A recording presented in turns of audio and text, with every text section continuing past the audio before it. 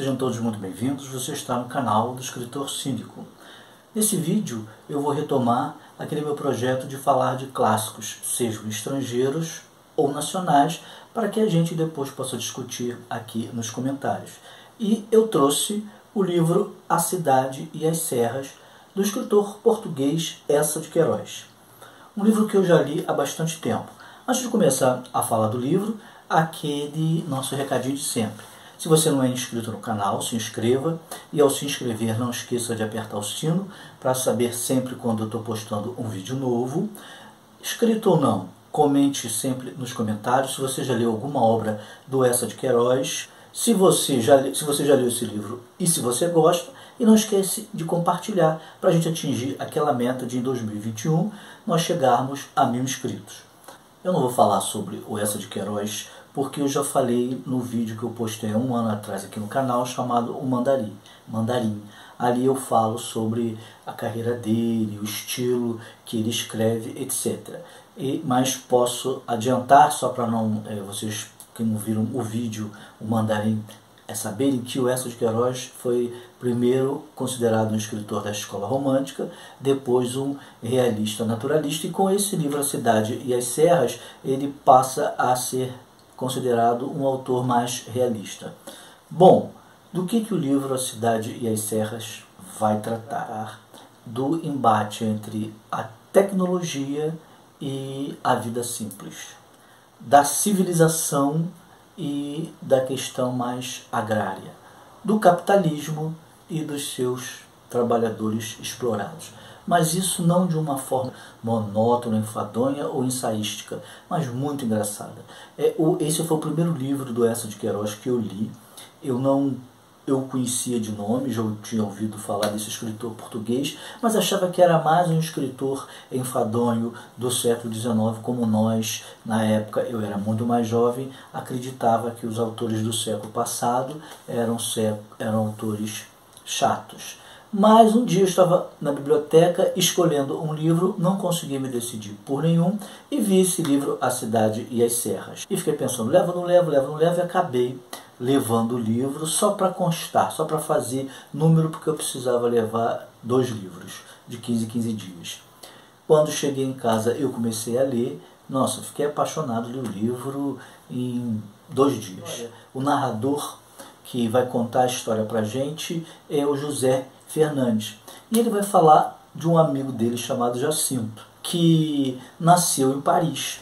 Mas nasceu em Paris porque o seu bisavô foi para lá, o seu pai criou raízes lá e ele acabou nascendo em Paris. E por conta disso, no século XIX, Paris era assim o centro do mundo. Tudo que dizia respeito à moda, à tecnologia, às artes, aconteceram no século XIX em Paris. Então, por conta disso, o próprio Jacinto se considerava, e era, porque ele é nascido lá, um parisiense, um francês, e que renegava, não de forma explícita, mas Portugal, que é um país na época mais atrasado. Não tinha tecnologia que tinha a França, por ser um país mais agrário.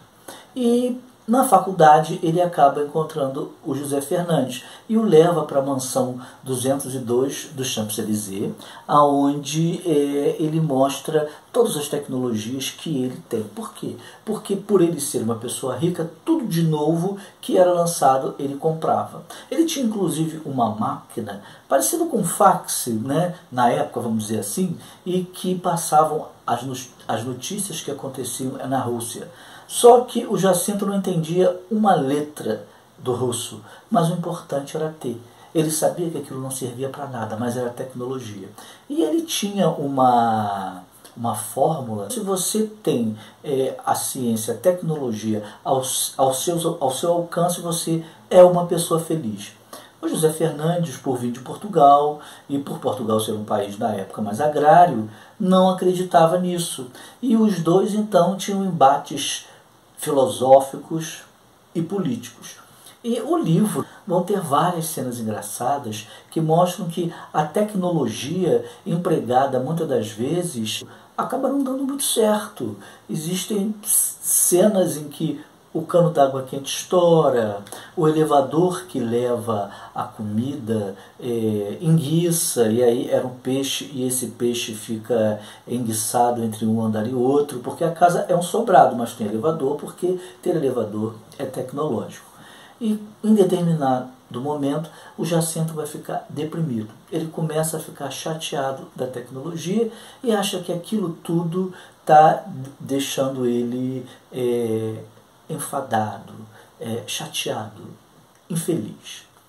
E nesse momento da história vai acontecer um deslizamento, um acidente que acaba soterrando os restos mortais que estavam numa capela dos antepassados portugueses do Jacinto.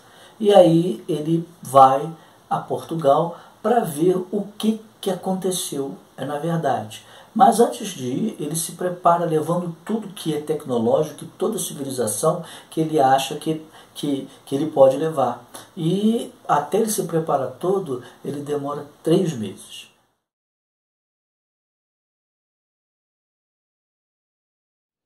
E todo esse material, toda essa mudança é enviado antes. Mas quando ele chega nessa cidade portuguesa, que é mais rural, mais agrária, o seu material, a sua mudança não chegou.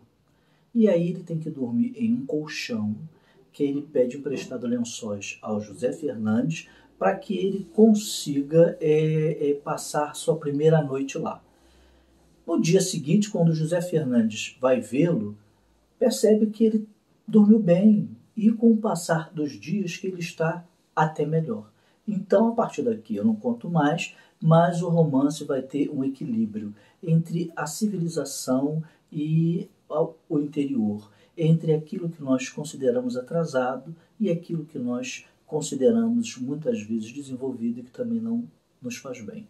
Esse foi o romance do Eça de Queiroz, que conseguiu chegar ao equilíbrio, e ele que tinha sido um escritor que foi durante muito tempo criticado pelos críticos literários portugueses, justamente porque ele era muito duro com a sociedade portuguesa. Nesse livro ele dá aquela amenizada e o livro obviamente foi bem aceito. Pena que o Eça de Queiroz, quando o livro foi lançado póstumamente, um ano depois a sua morte. Logo, o livro As Cidades e as Serras é um livro recomendadíssimo. Quem não leu, leia. É um livro que está na Amazon, eu não estou fazendo propaganda, estou apenas citando aqui, por R$ 9,90. Mas como ele já caiu em domínio público, eu creio que podemos encontrar ele na internet gratuitamente, em PDF, e você consegue ler bem, porque é um livro pequeno, tem no máximo 158 páginas, vai depender aí da edição. Mas, mais uma vez, eu digo que ele é recomendadíssimo. E se você gostou desse vídeo, não deixe de dar o seu like, e nós nos encontramos em uma próxima resenha. Até lá!